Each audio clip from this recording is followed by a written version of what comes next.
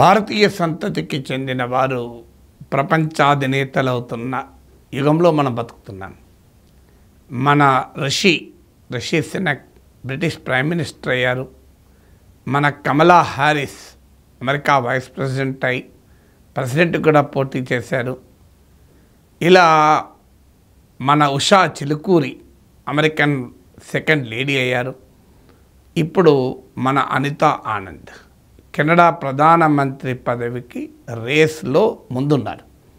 Justin Trudeau భారత వ్యతిరేక విద్వేషంతో ప్రధానమంత్రిగా పనిచేసి చివరకు పాపులారిటీ రేటింగ్ ఘోరంగా పతనమై సొంత పార్టీలోనూ మిత్రపక్షాల్లోనూ ప్రజల్లోనూ వ్యతిరేకత మూటగట్టుకుని ఇంటికి పోతున్న సందర్భం.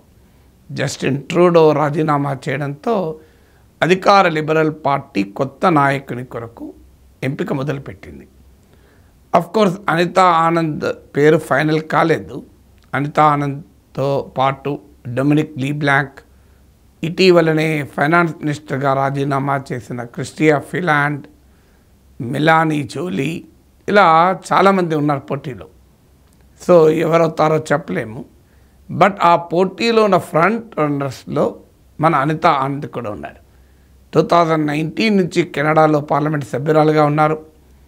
ట్రాన్స్పోర్ట్ మినిస్టర్గా, నేషనల్ డిఫెన్స్ మినిస్టర్గా మిలిటరీలో రిఫార్మ్ తీసుకొచ్చారు. మిలిటరీలో సెక్షువల్ మిస్కండక్ట్ పైన దాన్ని ఆపడానికి అనేక సంస్కరణలు ప్రవేశపెట్టారు.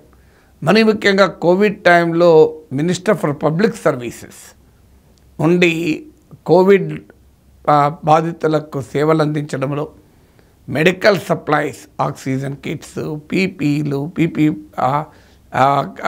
పీపీ కిట్లు, ఇలాంటివన్నీ కూడా మెడిసిన్స్, వ్యాక్సిన్స్ కెనడా ప్రజలకు అందడంలో చాలా కీలక భూమిక పోషించారు.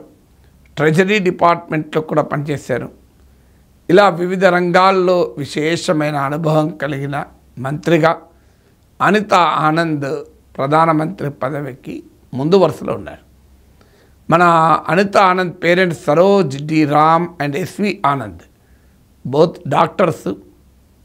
1960s కెనడాకు ఇండియా నుంచి వలస వెళ్ళారు. ఆ రోజుల్లో కెనడాకు, అమెరికాకు, యూకేకు డాక్టర్సే మెయిన్గా వెళ్ళేవారు. ఇటీవల కాలంలో సాఫ్ట్వేర్ భూమి వచ్చాక ఇంజనీర్స్ ఎక్కువ వెళ్తున్నారు.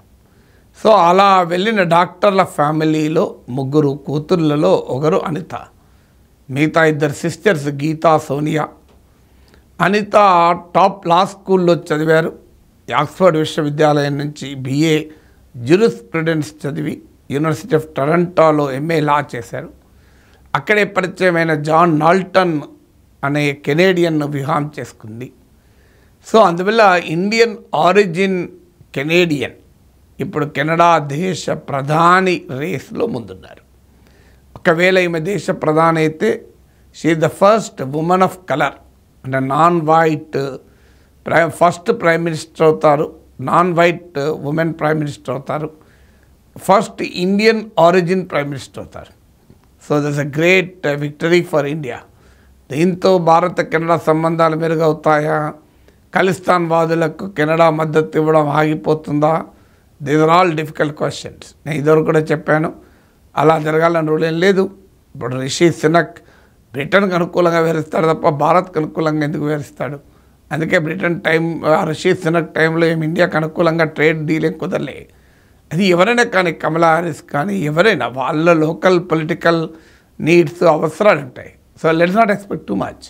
బట్ ఎమోషనల్గా మాత్రం డెఫినెట్గా మన కమల, మన అనిత, మన ఋషి అనే సంతృప్తి మాత్రం ఉంటుంది.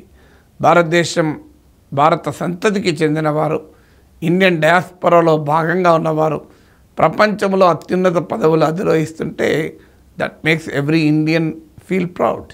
ఎంతో కొంత భారత్ పట్ల అభిమానం ఎక్కడో చోట ఉండదు అని కూడా చెప్పలేము. కానీ సబ్స్టాన్షియల్గా మనం ఎక్స్పెక్ట్ చేయలేము. ఎందుకంటే అక్కడ కూడా రాజకీయాలు ఉంటాయి. ఇండియాకి అమ్ముడుపోయారన్న విమర్శలు కూడా ఉంటాయి.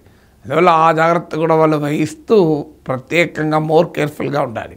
అందులో ఈ కాలము వైట్ రేసిస్ట్ భావజాలం పెరుగుతున్న కాలం, అల్ట్రా రైట్ టెండెన్సీస్ పెరుగుతున్న కాలం, ultra nationalist anti immigration mindset పెరుగుతున్న సమయం.